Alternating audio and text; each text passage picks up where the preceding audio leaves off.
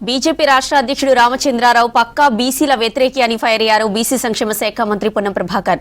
BC declaration పై కాంగ్రెస్ చిత్తశుద్దితో పనిచేస్తోందన్నారు. ముస్లింల పేరు చెప్పి రిజర్వేషన్లు అడ్డుకునే ప్రయత్నం చేస్తున్నారని ఆరోపించారు. బీసీ నేతలకు చిత్తశుద్ది ఉంటే బీసీ రిజర్వేషన్లపై ప్రధాని మోదీని ఒప్పించాలన్నారు. అమర్పేటలో కొత్తగా జారీ అయిన రేషన్ కార్డుల పంపిణీ కార్యక్రమంలో పాల్గొన్నారు పొన్నం ప్రభాకర్.